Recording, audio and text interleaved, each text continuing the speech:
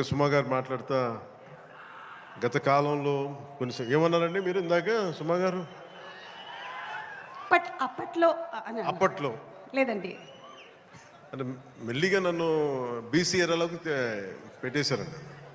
ఈ మధ్యనే ఓజీ వచ్చిందని కూడా మీరు మర్చిపోయారు. సరే, అంటే నేను రెగ్యులర్గా సినిమాలు చేయకపోవడం వల్ల నన్ను ఇలా మీరు వెనక్కి నెట్టేయడం భావ్యం కాదని బల్లగుద్ది మరీ ఈ సందర్భంలో మీకు తెలియజేస్తాను. బాధ కలిగిస్తున్నాయి నాకు ఈ మాటలు.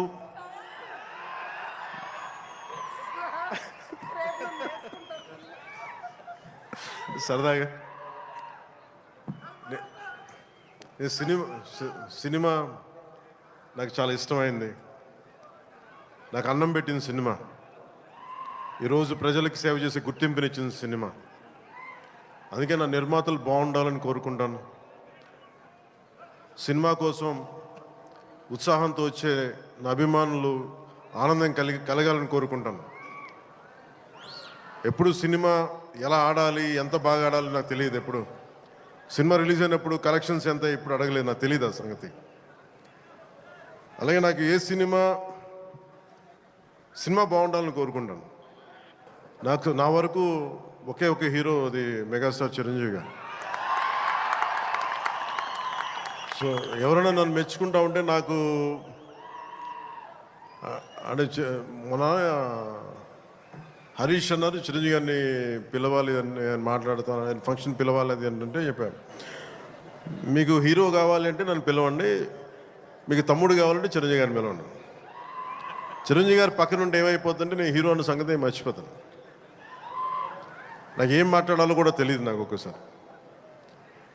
అలాంటిది అన్నయ్య చిరంజీవి గారు మనస్ఫూర్తిగా ఈరోజు ఉస్తాద్ భగత్ సింగ్ ట్రైలర్ చూసి ఆయన ట్వీట్ చేసింది ఇందాకే చూపించారు ఇందాక నాకు.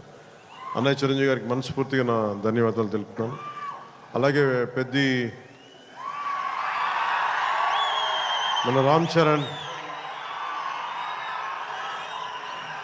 తను కూడా ట్వీట్ చేసినందుకు మనస్ఫూర్తిగా నా ధన్యవాదాలు తెలుపుతున్నాను. హరీష్ శంకర్ని దర్శకులుగా మన నవీ గారు తీసుకొచ్చినప్పుడు గబ్బర్ సింగ్ తర్వాత మేము చేయలేకపోయాం. మేము కూర్చొని సినిమా లేట్ అయింది. ఇందాక తను చెప్పిన రీజన్స్ కూడా నేను ఒకసారి దర్శకుడు నమ్మానంటే నేను నమ్మేస్తాను. సినిమా ఇంకా ఎలా వస్తుందో నాకు తెలియదు, కానీ చాలా బ్లైండ్గా నమ్మేస్తాను.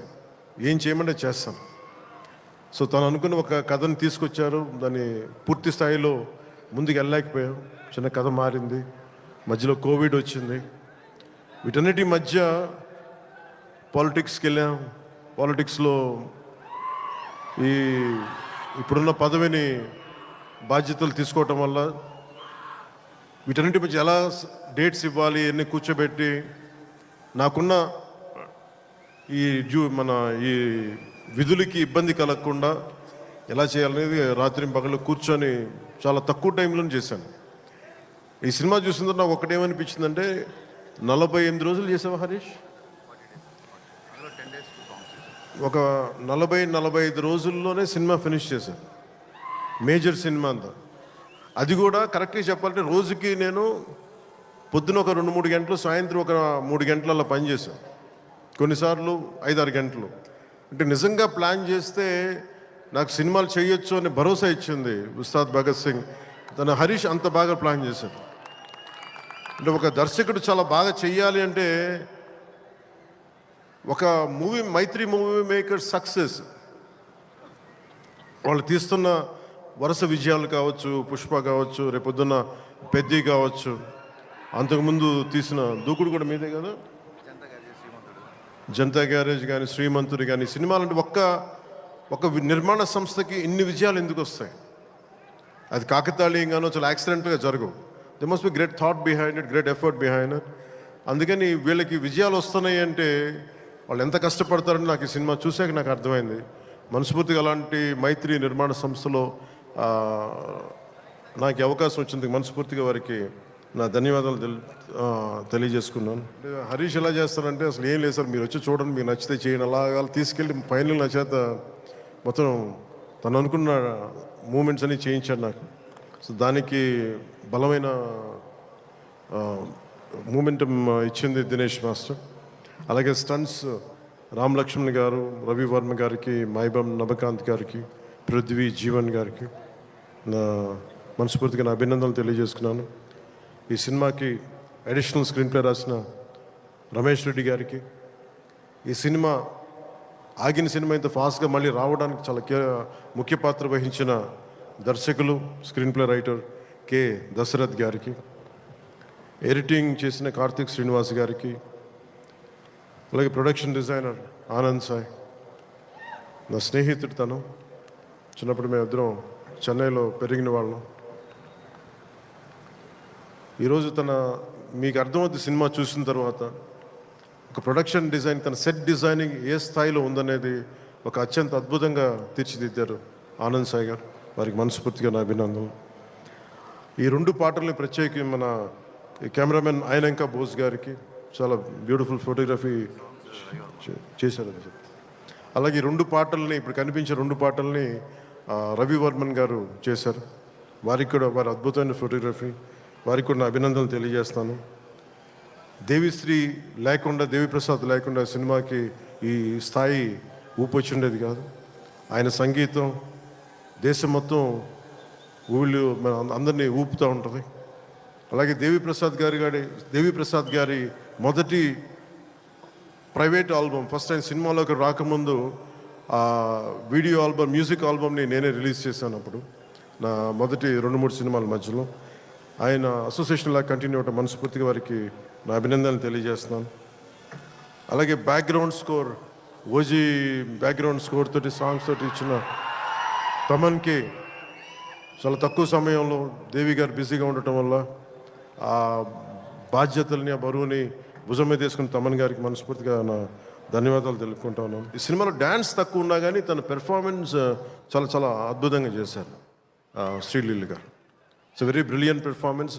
ఒక నోస్టాలజిక్ ఫీలింగ్ ఏదో వస్తుంది అనుకుంటాను. ఆ పర్టికులర్ సాంగ్ ఏదో ఒక పర్టికులర్ నేపథ్యంలో సంగీతాన్ని వాడారు మన హరీష్ శంకర్ గారు. దాంట్లో శ్రీలీల గారు చేసింది కానీ తన క్యారెక్టరైజేషన్, నాకు తెలిసి ఇప్పుడు దాకా శ్రీలీల గారు చేసిన క్యారెక్టర్స్లో చాలా గుర్తుండిపోయే పాత్ర ఉంటుందని నేను మనస్ఫూర్తిగా నాకైతే మన డబ్బింగ్ చెప్తున్నప్పుడు నాకు అది అనిపించింది. She has done a great performance and great job. Rashi Khanna గారు కథ వినకుండా కేవలం నేను యాక్ట్ చేస్తున్నాను, నా పక్కన యాక్ట్ చేయాలి అని చెప్పి పెద్ద మనసుతోటి కథ కూడా వినకుండా స్ట్రైట్గా సెట్కి వచ్చి ఆ రోజు నాతో మా చెప్పారు, మీ కథ కూడా వినలేదు, మీతో యాక్ట్ చేయాలని దీంతో వచ్చేసానని చెప్తే రాశికన్న గారికి కూడా మనస్ఫూర్తిగా నా ధన్యవాదాలు, అభినందనలు తెలుపుకుంటున్నాను. She has done a fabulous job, brilliant job. అలాగే ఈ సినిమాకి 2 ముఖ్య పాత్రధారులు, ఒకళ్ళు కేఎస్ రవికుమార్ గారు తమిళనాడు తమిళ ఫిల్మ్ ఇండస్ట్రీ నుంచి, అలాగే పార్థిబన్ గారు. అలా కేఎస్ రవికుమార్ గారికి మన రజనీకాంత్ గారితో, కమల్ హాసన్ గారితో చాలా సినిమాలు చేసిన వ్యక్తి, దర్శకులు వాళ్ళిద్దరు. కేఎస్ రవికుమార్ గారు, వారికి కూడా నా ధన్యవాదాలు తెలియజేస్తా ఉన్నాను. ఎస్పెషల్లీ పార్థిబన్ గారికి నాకు చాలా ఇష్టమైన వ్యక్తి. నేను చెన్నైలో ఉన్నప్పుడు ఆయన పుదీపాద అని చెప్పి మొదటి సినిమా ఆయన డైరెక్ట్ చేసి ఆయనే హీరోగా యాక్ట్ చేశారు, సీత గారు హీరోయిన్. నేను వెళ్ళి మెడ్రాస్, ఐ థింక్ ఇక్కడ ఉదయం థియేటర్ అనుకుంటా, నేను నా ఫ్రెండ్ ఆనంద్ సాయి మేమిద్దరం వెళ్ళి ఆ సినిమా చూసాం. ఫస్ట్ సినిమా అది సంవత్సరం ఆడింది. అది ఒక సంవత్సరం అంత బ్రిలియంట్ ఫిల్మ్ చేశారు. తర్వాత తెలుగులో కూడా చేసినట్టు ఆ cinema. Such a brilliant director, brilliant screen play writer, అసలు ఆయన మోటివేషనల్ స్పీకర్ కూడా ఆయన. అలాంటి పార్థిబన్ గారి సినిమాలో చాలా అంటాగనిస్ట్గా నటించడం మనస్ఫూర్తిగా వారికి బ్రిలియంట్ పెర్ఫార్మెన్స్ బై పార్థిబన్ గారు, వారికి నా ధన్యవాదాలు తెలియజేసుకుంటున్నాను. ఈ సినిమా ఈరోజు అయ్యి ఇంత బాగా వచ్చిన సినిమా అంటే ఒకటే కారణం. దీనికి మీలో ఒకటి దర్శకుడైతే ఎలా ఉంటుందో అది హరీష్ శంకర్.